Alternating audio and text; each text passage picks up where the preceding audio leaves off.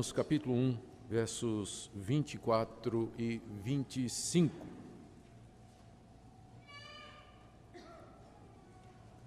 Por isso Deus entregou tais homens à imundícia pelas concupiscências de seu próprio coração, para desonrarem o seu corpo entre si.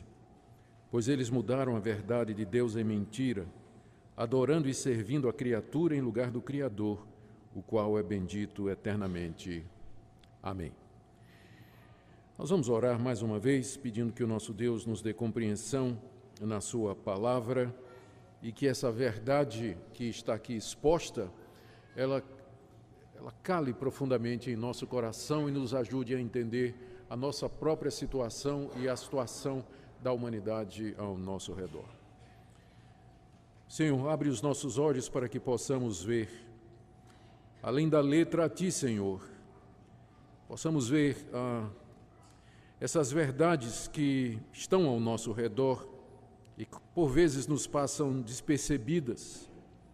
Dá-nos uma mentalidade espiritual aprovada diante de Ti, uma disposição mental que esteja de acordo com a Tua palavra, de tal maneira que possamos entender a realidade como o Senhor a vê.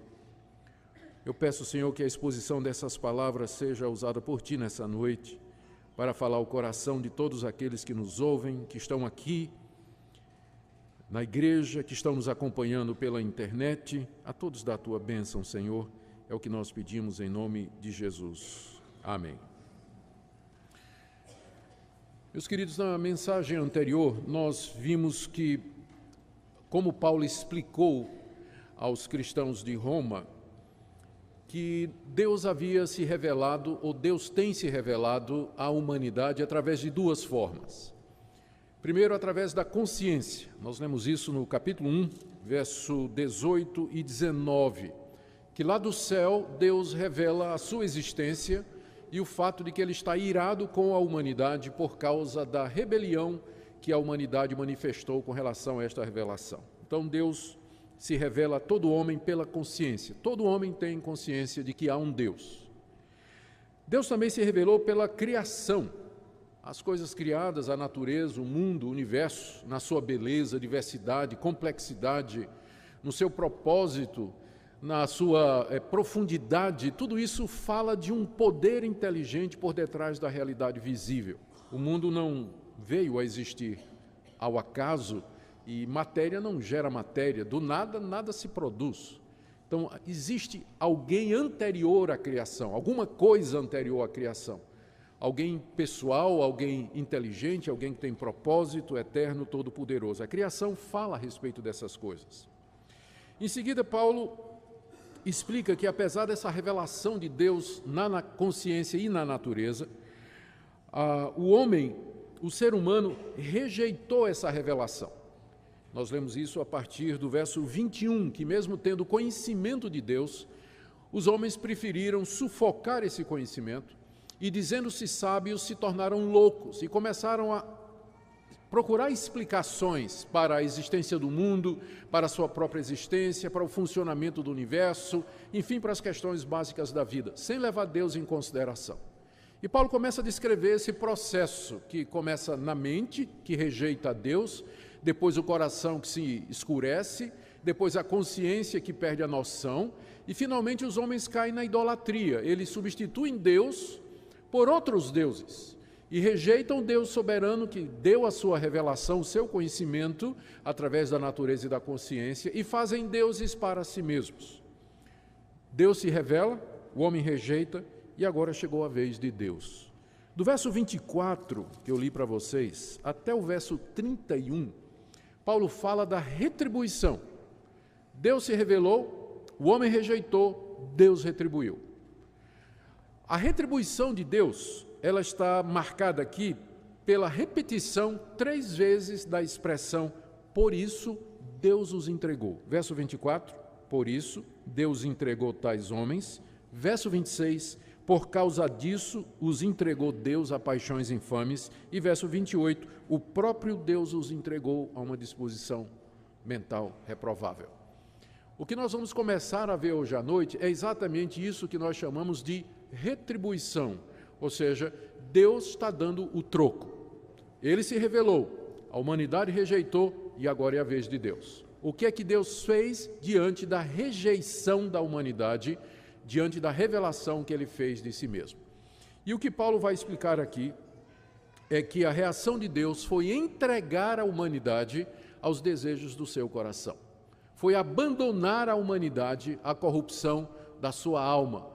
Foi deixar que a humanidade recebesse aquilo que ela quer.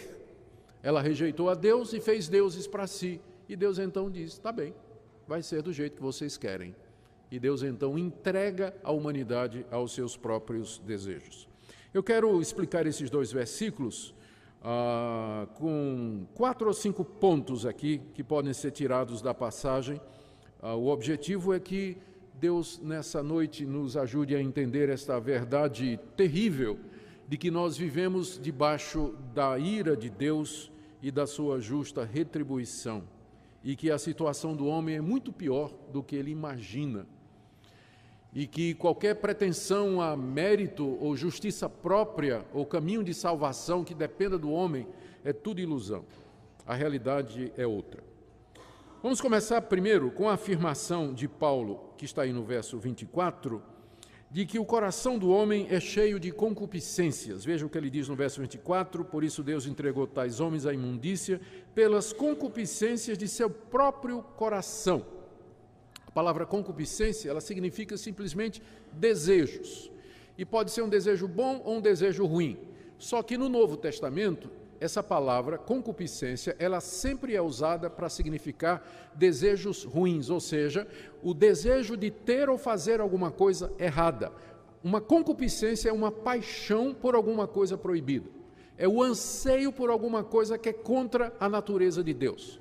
E aqui Paulo está dizendo que o coração do homem, ele abriga as concupiscências ou esses desejos. É assim o coração humano.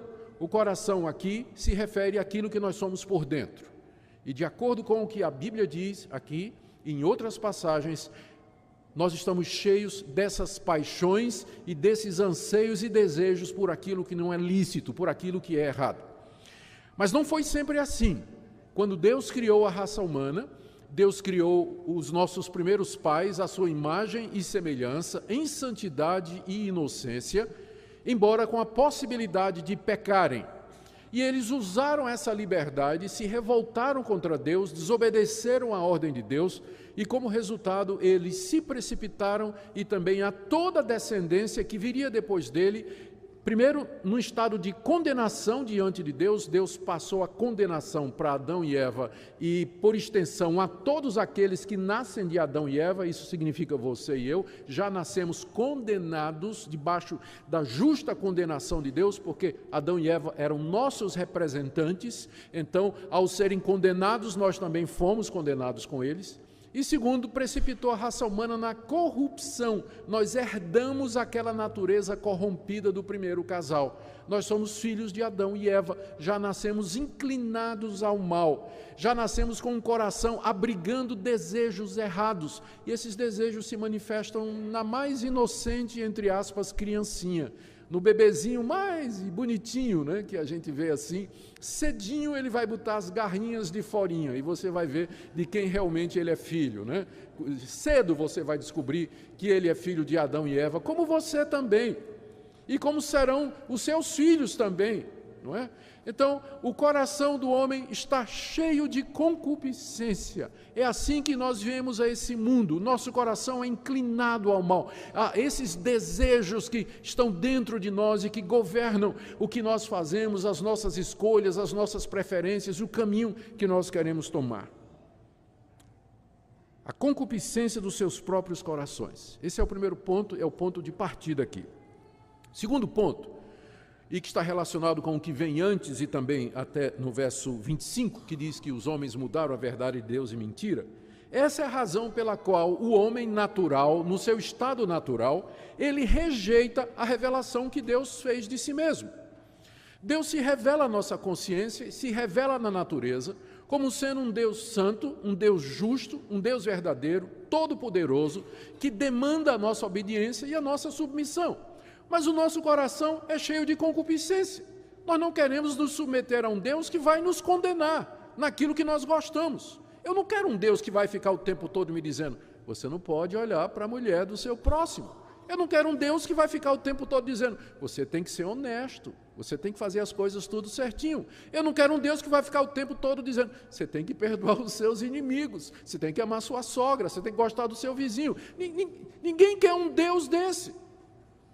Então, a concupiscência do coração faz com que o homem rejeite o conhecimento de Deus desde o nascimento. Embora a glória de Deus brilhe ao nosso redor, na consciência e nas coisas criadas, o homem não quer saber de Deus. Ele rejeita essa revelação que Deus fez de si mesmo na consciência do homem e também em toda a criação. E não somente isso, pior do que isso, o homem muda o conhecimento de Deus. Ele muda. Veja o que Paulo disse no verso 23, que os homens mudaram a glória do Deus incorruptível em semelhança da imagem de homem incorruptível. Deus se mostra na natureza como sendo diferente da criação. Ele é o Criador. Ele é incorruptível, quer dizer, ele não vai se corromper como nós. Nós vamos morrer, o nosso corpo vai para a sepultura e ele vai se decompor. Nós somos corruptíveis, né? O nosso corpo vai se decompor. Deus é incorruptível, ele não se decompõe, ele não se estraga, ele é eterno, ele sempre é o mesmo. Agora, os homens pegaram o conhecimento desse Deus e mudaram, verso 23, a glória desse Deus eterno e incorruptível em semelhança da imagem de homem incorruptível.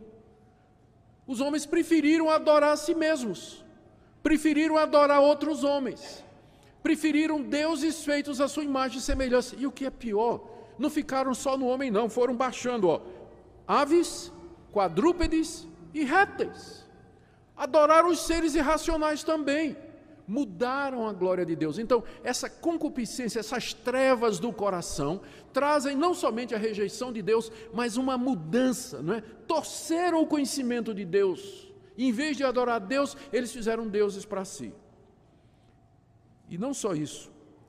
No verso 24, aliás, no verso 25, Paulo diz, pois eles mudaram a verdade de Deus em mentira. A palavra mudar aqui, no verso 25, é diferente da palavra mudar no verso 23. Mudar no verso 23 significa mudar. Mas mudar no verso 25 é mais do que mudar, é travestir. Travestir significa você mudar a natureza de uma coisa e reapresentá-la vestida de outra. Daí vem o termo que nós conhecemos como travesti. Um homem que se veste de mulher, ou uma mulher que se veste de homem, faz cirurgia, faz operação. O termo vem desse verbo, que significa você mudar a natureza de uma coisa e apresentá-la como sendo outra. É isso que esse verbo significa aqui. Os homens travestiram a verdade de Deus em mentira. A que Paulo está se revelando? Se referindo. Note que quando ele diz aqui em mentira, na língua original, quer dizer, e mudaram a glória de Deus na mentira, tem um artigo definido, a mentira. A que mentira Paulo está se referindo? A idolatria. Essa é que é a mentira. Os homens tomaram Deus e travestiram Deus, reapresentaram Deus numa forma falsa. E que forma falsa é essa? Ídolos, imagens de homens, imagens de animais, adoração do sol, da lua, da estrela, que a gente chama de fetichismo, né? Adorar árvore, adorar rio, adorar montanha. Os homens mudaram e travestiram a glória de Deus e fizeram para si essas religiões. E por que eles fizeram isso? Bem, porque o homem fabrica deuses de acordo com a concupiscência do seu coração. Eles não querem Deus, o coração está cheio de concupiscência. Por isso que os deuses que eles inventaram, é só você estudar a mitologia grega, estudar os deuses do Egito, estudar os deuses de Roma, estudar os deuses do paganismo, das religiões orientais. Que deuses são estes? São, na verdade, homens com poderes sobre-humanos, mas com as paixões humanas. Deuses vingativos, deuses cruéis, deuses assassinos, deuses vingativos, deuses imorais, que se misturam com os homens e com as mulheres, e têm filhos, semideuses, deuses que ficam tramando guerras de poder para quem vai dominar o panteão dessas divindades. são deuses feitos segundo a imaginação humana. Ninguém quer um Deus como o Deus que se revela na consciência e na criação, porque nós teríamos que nos humilhar diante desse Deus e servi-lo. Na verdade, a escolha é entre você crer nesse Deus e se submeter a Ele, ou então você tomar o lugar dele e você mesmo declarar que você é Deus e aqueles que você diz que é Deus. Mas ou de um jeito ou de outro, o homem sempre estará ajoelhado diante do altar de algum Deus. Se não for do Deus verdadeiro, de um travesti desse Deus que ele mesmo inventou e ele criou. É isso que Paulo nos diz aqui. O que é que Deus fez então? Primeiro ponto, o coração do homem é corrompido e cheio de concupiscência. Segundo ponto, isso leva o homem a mudar a verdade de Deus e travestir Deus como se fossem imagens e ídolos que ele mesmo criou. Terceiro, Deus então entrega o homem ao seu próprio coração. Verso 24. Por isso, aponta para o verso anterior, que os homens mudaram a glória do Deus incorruptível. Por isso, porque eles fizeram isso, Deus entregou tais homens à imundícia, pelas concupiscências do seu próprio coração, já expliquei isso, para desonrarem o seu corpo entre si. O que significa isso aqui? Que Deus entregou tais homens à imundícia. Entregar aqui significa abandonar o pecador ao poder do pecado em seu coração. A figura é mais ou menos essa. O coração está cheio de concupiscência, mas ninguém é tão ruim, ninguém é tão perverso, ninguém é tão imoral quanto poderia ser. Por quê? Porque Deus refreia. Como é que Deus refreia? Você nasceu num lar e desde cedo lhe ensinou princípios, lhe ensinou a verdade. Você nasceu num país onde a polícia reprime a violência. Você nasceu num país onde existe lei, existe autoridade, e você fica com medo de fazer determinadas coisas, porque você sabe que se você fizer, você vai preso, você vai pagar uma multa, você pode ser processado. Então, Deus, através das leis, dos governantes, da polícia, através do castigo, através da educação, através de bons exemplos, você teve bons exemplos na sua vida, de gente séria, de gente boa, que foi bem sucedido, fazendo bem. Então, Deus usa estas coisas para reprimir a corrupção do seu coração. Está lá, seu coração é tão ruim quanto de um estuprador, de um traficante de drogas, o meu também.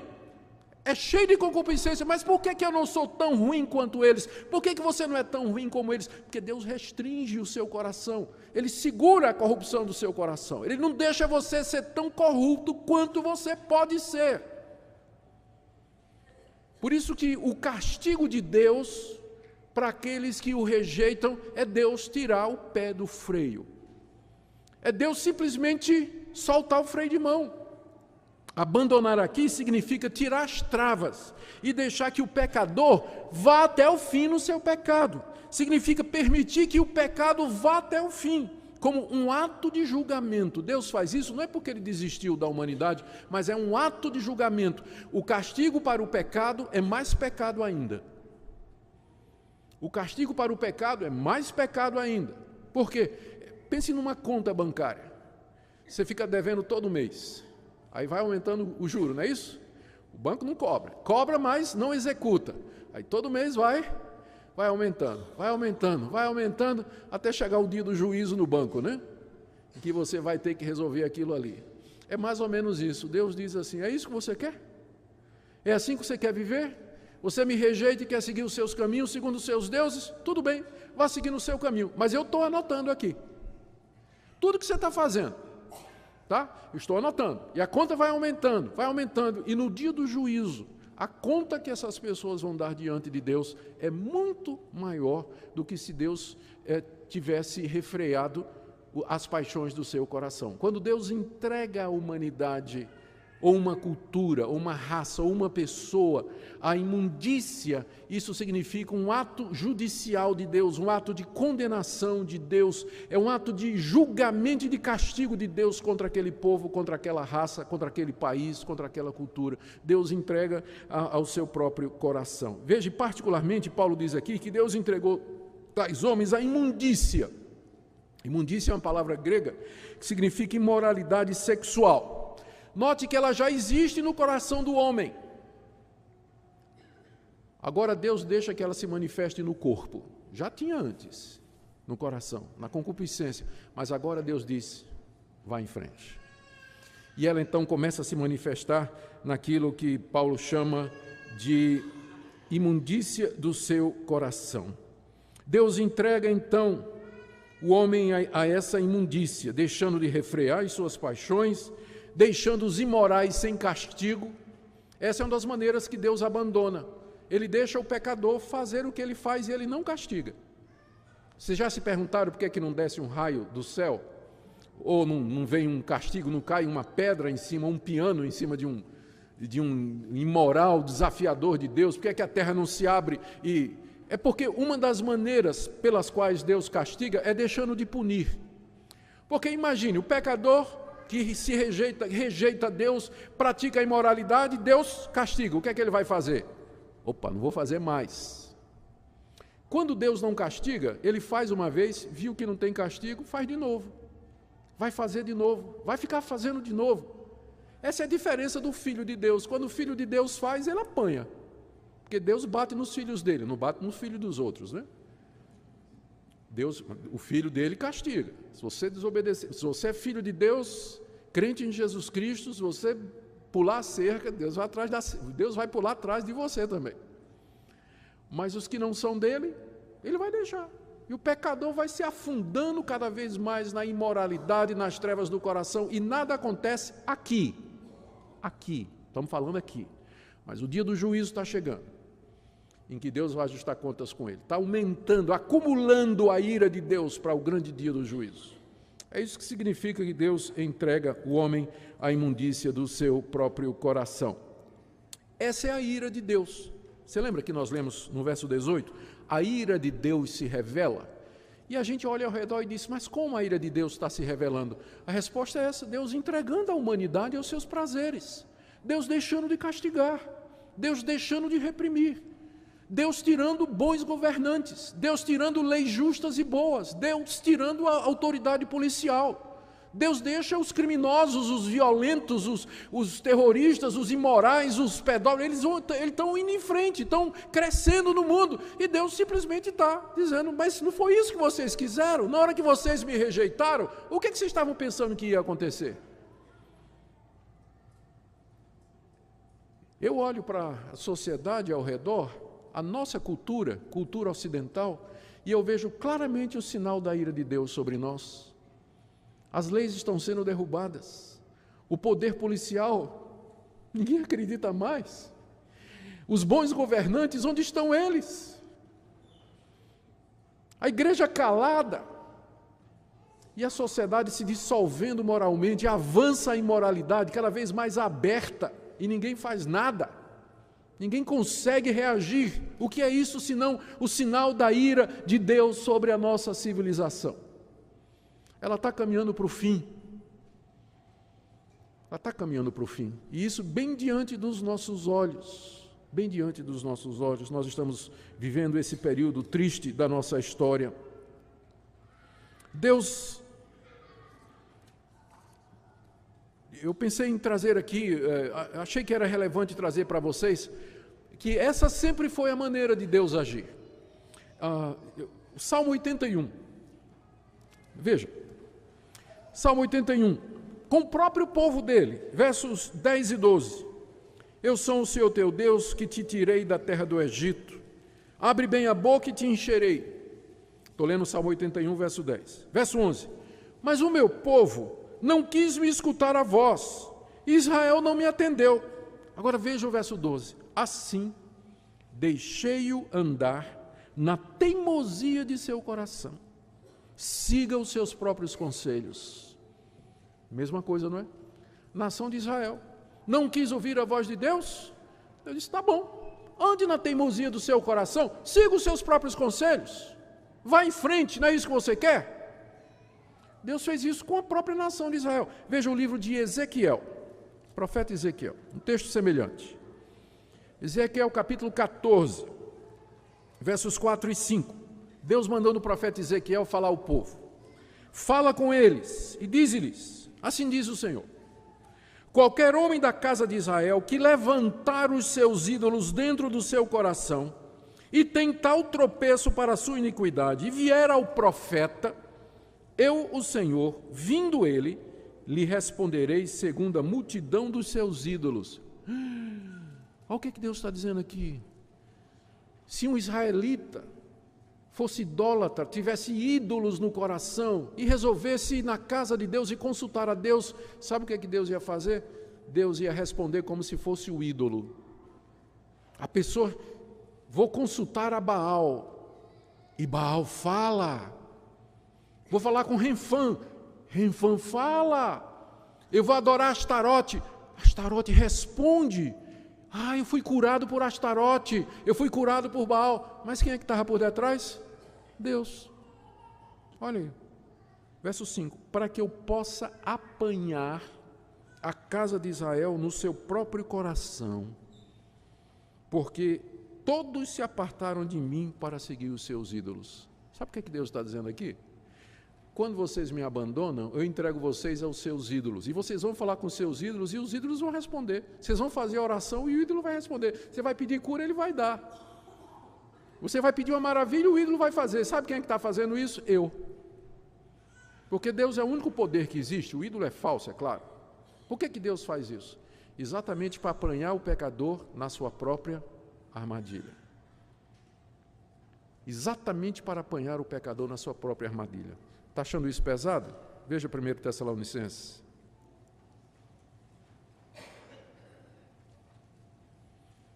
Na verdade, 2ª carta de Paulo aos Tessalonicenses, capítulo 2, verso 9.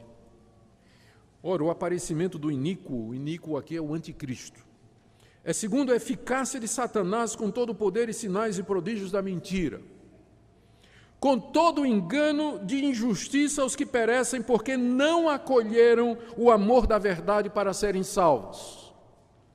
Deus, no seu amor, mandou a verdade, mas eles não acolheram. Agora veja o verso 11. É por esse motivo, pois, que Deus lhes manda a operação do erro para darem crédito à mentira. Não quis ouvir o profeta, não quis ouvir a palavra de Deus, Deus manda o falso profeta.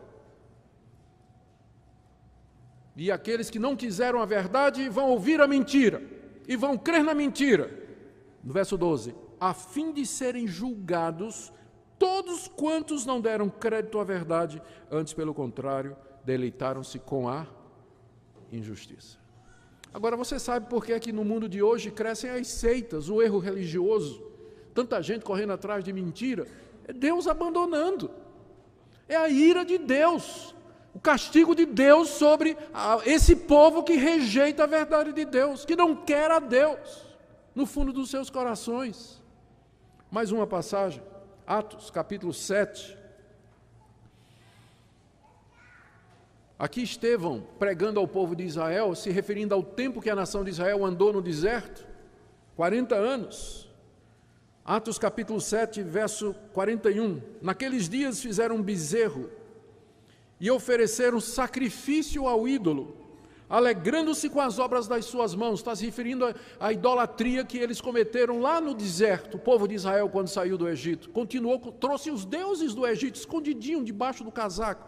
E lá no deserto adoravam a Deus, mas adoravam esses ídolos também. Arão até fez 2 bezerros de ouro, um bezerro de ouro. Agora veja o verso 42. Mas Deus se afastou. Quando Deus viu que eles estavam adorando os ídolos, Deus se afastou e os entregou ao culto da milícia celestial. Milícia celestial é sol, lua, estrela. Deus se afastou e os entregou ao culto do sol, da lua e da estrela. Podem adorar. Façam o que vocês querem. Mas um dia vocês vão dar conta. É isso que significa. Voltando agora para Romanos capítulo 1. O apóstolo Paulo não está dizendo nada novo que o Antigo Testamento não tenha dito, que os profetas não tinham avisado, que o castigo de Deus para a rebelião do seu povo e para a idolatria é Deus entregar o homem à corrupção do seu próprio coração. Deus entrega o homem ao erro. Deus entrega ao homem ao falso profeta, ao falso culto, à falsa religião, quando no íntimo do seu coração você rejeita a Deus e a revelação que Ele faz de si mesmo, você entra então nesse processo de retribuição de Deus. Agora, note aqui no verso 24 de Romanos 1, que Paulo diz que Deus entregou tais homens à imundícia pelas concupiscências de seu próprio coração para desonrarem o seu corpo entre si. Esse é o resultado final. Quando Deus entrega uma cultura, uma pessoa, uma sociedade, um país, uma geração aos desejos do seu próprio coração, o resultado final é desonrar os corpos, para que desonrassem os seus corpos entre si. O que nos diz que Deus, quando criou os corpos, não é? Deus, quando criou os nossos corpos, esses corpos foram criados para um fim honroso. E a Bíblia é muito clara, quando fala especialmente nas relações sexuais. Deus criou um homem e uma mulher, Ele não criou um homem e um homem, uma mulher e uma mulher, Ele não criou dois homens e uma mulher, ou duas mulheres e um homem, Ele criou um homem e uma mulher e os uniu em casamento. Ou seja, o propósito do meu corpo, pensando na área sexual, é que eu tenha relações heterossexuais monogâmicas no casamento. Desonrar o corpo é fazer qualquer coisa fora disso. Fornicação, que é o sexo entre pessoas solteiras, fornicação. Adultério, que é sexo em que uma pessoa casada está envolvida, que não é seu cônjuge. Prostituição, quando isso envolve dinheiro.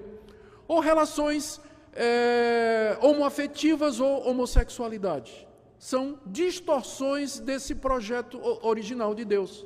E é isso que acontece quando Deus entrega uma sociedade, um indivíduo e uma geração aos desejos do seu coração. Vai caminhando até finalmente desonrar o seu corpo entre si. Agora, imagine ao ler essas palavras que Paulo vivia na época de Roma.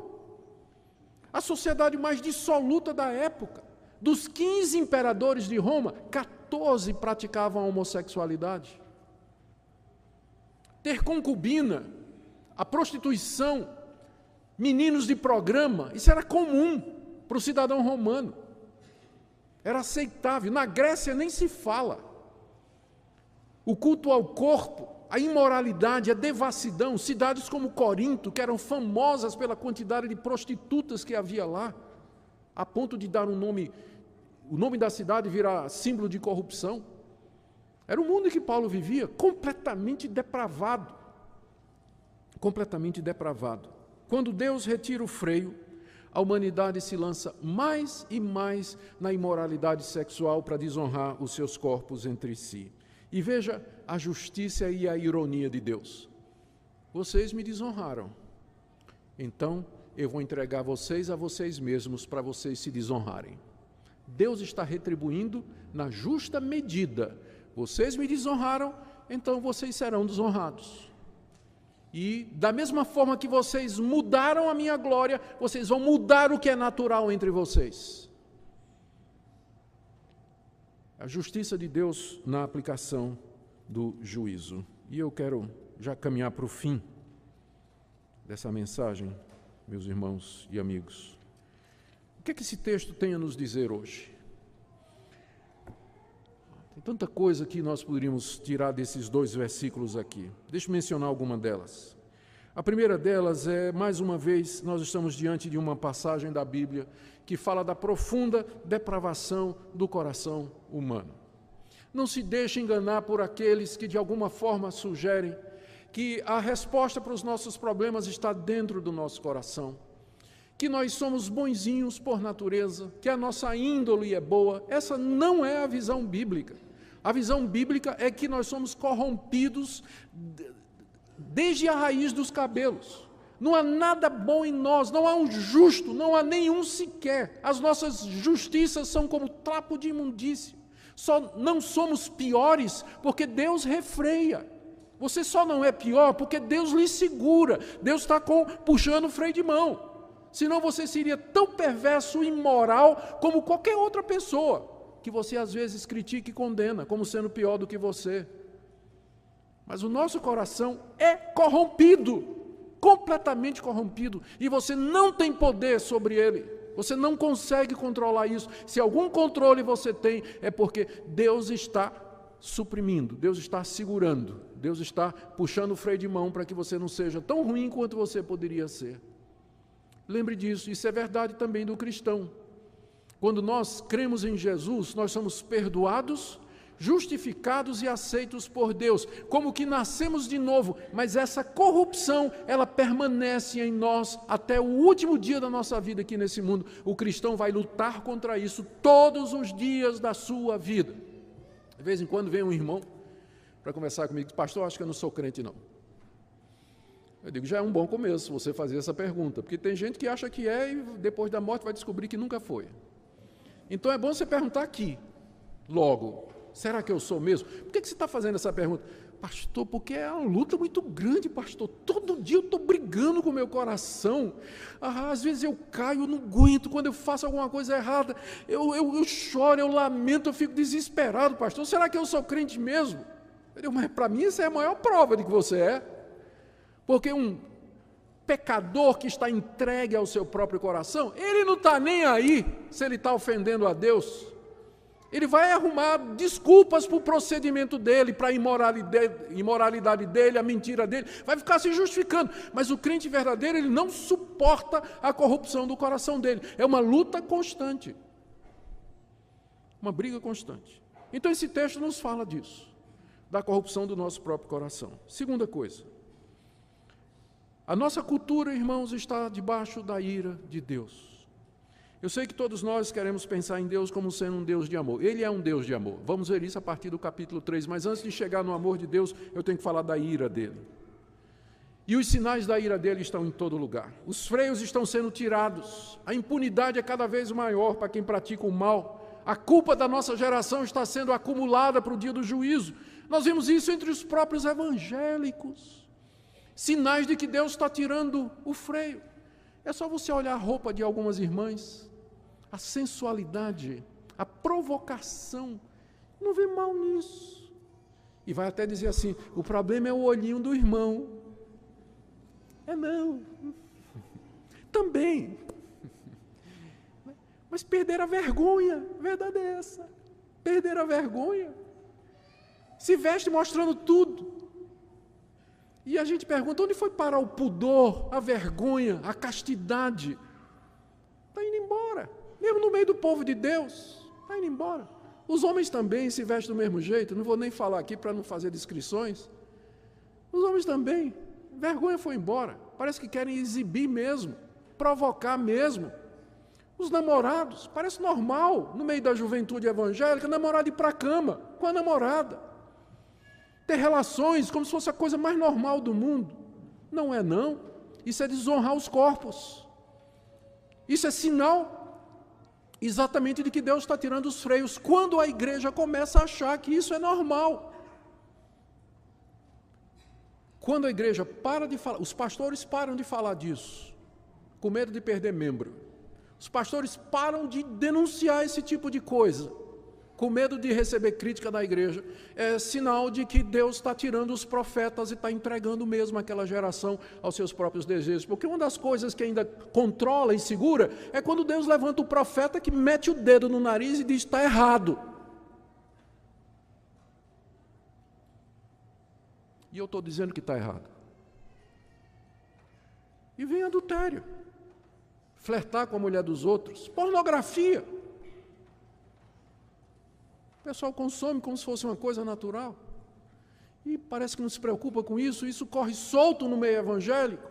Poucos há que levantam a voz e falam.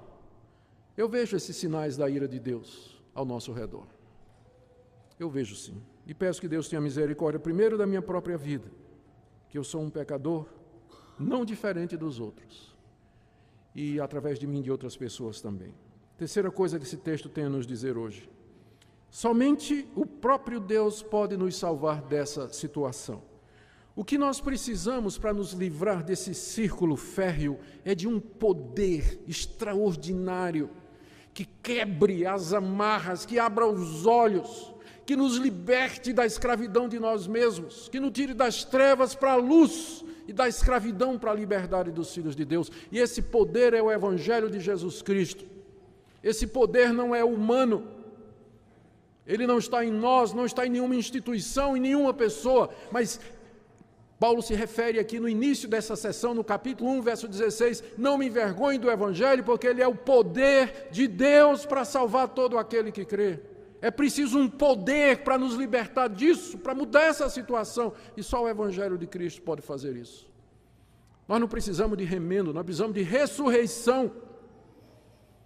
Não adianta você pensar, vou reformar minha vida, você precisa nascer de novo, precisa ser liberto, e só o poder do Evangelho pode fazer isso.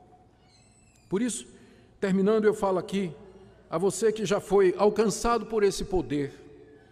Pense na realidade das pessoas ao seu redor, seus vizinhos, seus amigos, amigos da academia, amigos da escola, do seu ambiente de trabalho, eles estão debaixo da ira de Deus. Você tem que vê-los dessa forma, é assim que você tem que enxergar a realidade ao seu redor. E você deve falar para eles, dizer para eles do poder de Deus, de Cristo, que pode libertá-los dessa situação, para onde eles caminham inexoravelmente, se não forem libertos pelo poder do Evangelho. São idólatras, estão debaixo da ira de Deus, escravos de suas paixões.